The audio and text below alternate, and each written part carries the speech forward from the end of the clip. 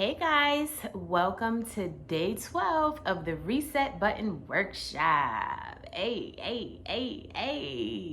Are you excited? You should be excited because you made it this far. You still pressing, you still going. You should be happy. I know I'm happy for you. Today, to jump right into the lesson, we're going to talk about environment. A lot of times I feel like when we are deciding that we want to make changes or shifts, even at the top of the year, January 1, new me, whatever that means. We start posting it, new me, new year, and that's great. But I feel like sometimes people forget that our environment is just as important as everything else that we're looking to change or shift. And sometimes we don't really think about what types of changes or shifts or transformations need to happen right within, the walls of our house. Because it's not realistic for you to always say, I need to make a change in terms of your environment.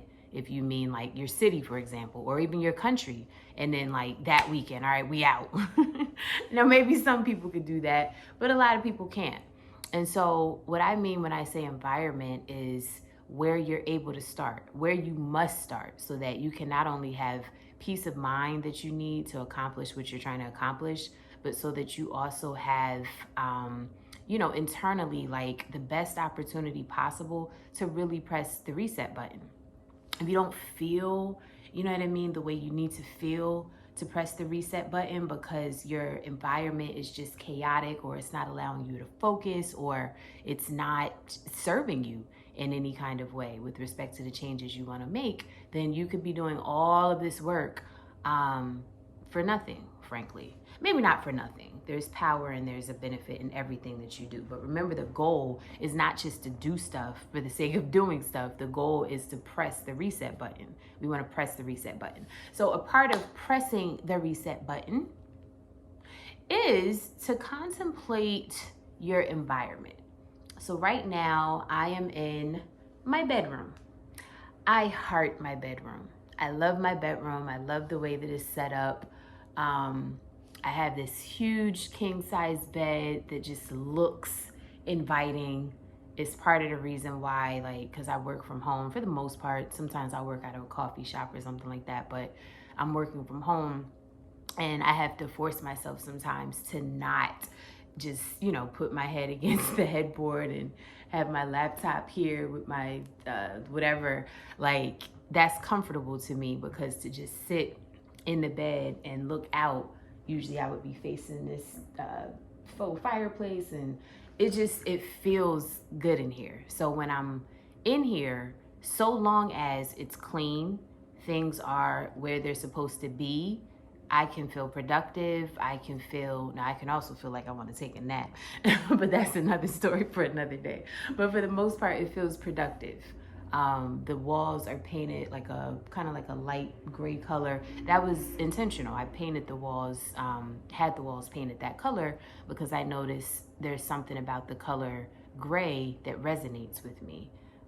It makes me feel not just productive, but I don't know, like I think I enjoy a certain level of opulence as well in settings that I work in. So I wanted my home to reflect that. So throughout my entire home, there'll be shades of gray. Not that kind of shades of gray. Wrong YouTube channel. But anyway, I want you to look at your environment now. And maybe for you, it's not your bedroom. Maybe it's the living room. Maybe it's just your house overall. But I don't want to make this about like your environment. Like, well, what city do you live in? And then talk about like how I can help you move, because that's not what I mean. While that can be a consideration, like if you're already making it, then I encourage you to go down that journey of looking at what's best for you, and make that move. I'm actually making a move soon. I'm going to be moving. I'm leaving New York. I'm going back to New Jersey where I grew up, but not the part that I grew up in. I'm going to be going to Bergen County, New Jersey, which is literally right over the GW. So I'll still be close to the city and probably in the city all the time. But in terms of living, I decided to raise my son on that side of the bridge instead of this side of the bridge for different reasons, which I won't go into here. So I had this same conversation with myself, and part of the shift that I decided to make in terms of pressing the reset button was to physically move. So that is going to happen. So that is something I'll say, contemplate that, you know why you would even consider something like that. And if it's doable for you, make it happen. All right, so that being said, I don't want to make this about your physical environment. I want to make this about, your physical environment in terms of, geographic location. I want to make this about your physical environment in terms of the spaces that you most often find yourself in. So within your home, where you tend to spend the most time, even at your job, if you have a cubicle, where you spend 8 hours out of your day, like what is that looking like? If you like to take baths, maybe you're a bath person, what is your bathroom looking like? What is your bathtub looking like? The whole bathroom setup, what is that looking like? If you know that you like to cook and you spend a lot of time in the kitchen, or you would spend a lot of time in the kitchen, if your kitchen was looking the way that you wanted it to look, what would that look like? So the whole idea here is, what does your environment, your physical spaces that you spend the most time in, what do those spaces need to look like so that you can thrive? Because remember, when we talked about our embodiment exercises, we want to be embodying the energy of the reset as often as we possibly can. And so one of the ways that we embody that is by doing what we said. We have some embodiment activities. We put those activities on the calendar. We go out, and we get in the energy of it. But another way to embody is to pay attention to your environment. What is your environment looking like? If what you want to reset to is peaceful in nature, but every day you come home to a chaotic home, you see what I'm saying? It doesn't match. It doesn't line up. It's not aligned. And if it's not aligned, then ultimately you can't really reset the way that you want to reset. So if for example, your room, you spend a lot of time in your bedroom, or perhaps you don't spend a lot of time in your bedroom, but you would love to spend a lot of time in your bedroom if blah, blah, blah, blah, blah. That blah, blah, blah, blah, blah is the part that I want you to think about today, and then put a date on the calendar to correct it. So me, for example, I love to spend a lot of time in my bedroom, doing these videos, when I'm working, doing law-related stuff, if I need to even just plan a day, if I'm reading. Like I really enjoy my bedroom, so I don't mind spending a lot of time in here because it's so comfortable. However, if I happen to have a time where things just got really busy and things kind of got out of control, so now let's say I did laundry but I didn't get a chance to fold, and so now, because I just threw all the clothes on the bed, and maybe I had to do that another time, so now that's a total of like a couple of loads over the course of like a whole week, because maybe it's the clothes from last Friday, Saturday, and now another Friday, Saturday. Mind you, this doesn't happen too often, but it has happened. Like if things just get out of control busy, like next level busy, it's happened. In those moments, I hate being in here. I hate it. Like it feels sloppy. It feels chaotic. It doesn't feel peaceful anymore. Like I just can't kind of get into a groove the way that I want to in here. And if I do try to stay in here and work through it, I'll work through it, but it's literally what I just said. I'm working through it. I'm not thriving. Like I'm just surviving. I'm just barely making it because it just doesn't feel right. And that goes for, not just clothing, but anything. Like if I have, stuff all over the place, like I can't function. So what is it for you that makes it where you can't thrive if your environment is not set up the way that you need it to be? So that's the first question. And then the action item, the follow-up to that is, okay, what are you going to do about it? And I would encourage you to do something about it by actually putting a date on the calendar that you're going to do something about it. Because I know for me, if you're anything like me, if you say that you're going to correct something, you're going to do something about something, if you don't actually put it on a calendar, like an actual date and time, then it's just this thing, you know, in the future that one day you'll get to whenever you get to. And we can't make change that way. We can't experience a reset that way. Like, we have to, at some point, commit to actually doing something. Decisions. Remember, what day was that? Was that day 10? Yeah, I think day 10 was about decisions. Decisions. Make a decision already. So this is kind of sort of another one of those moments where you are being forced to make a decision. The decision being, in this case, what day and time am I going to choose on my calendar to actually get this environment set up the way that I need it to be set up.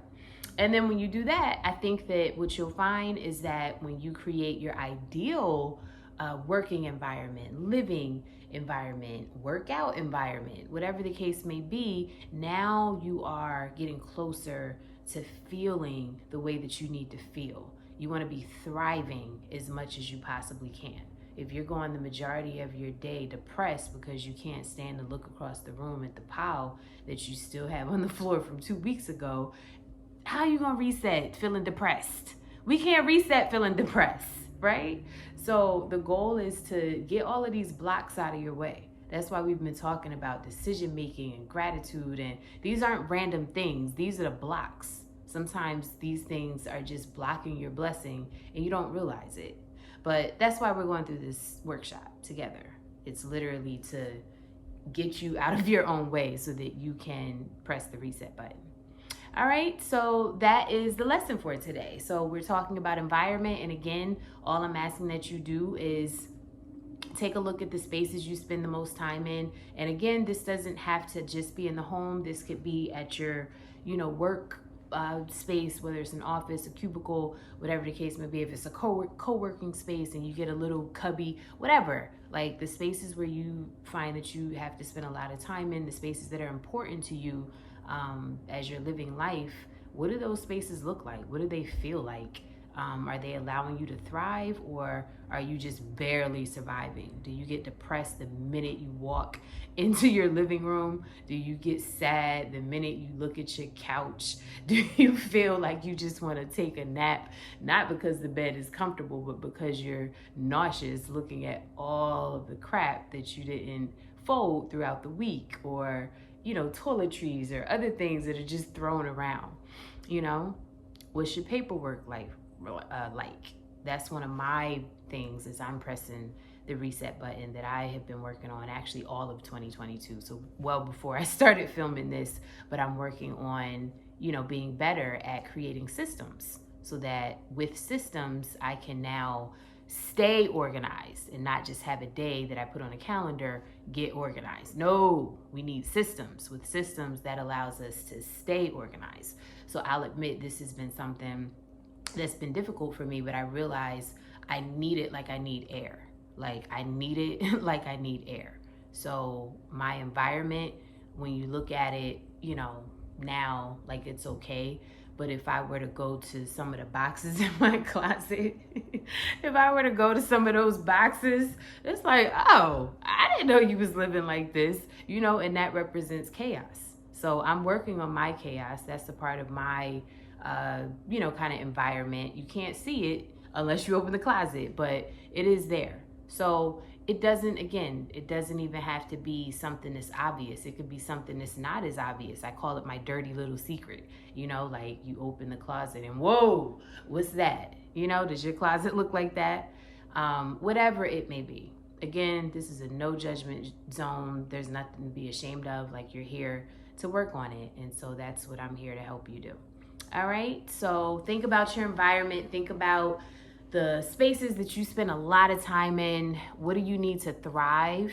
And then put, a commitment down by actually placing a day and time on a calendar that you're gonna go and course correct. So whether that means decluttering day, whether that means that you're gonna go fold the clothes, whether that means maybe you're gonna just paint your walls. Maybe just a coat of paint will make you feel like a whole new individual. Whatever it is, but the objective is, what do I need to thrive in this space? And maybe you need to do it to a few spaces. Maybe it's not just one.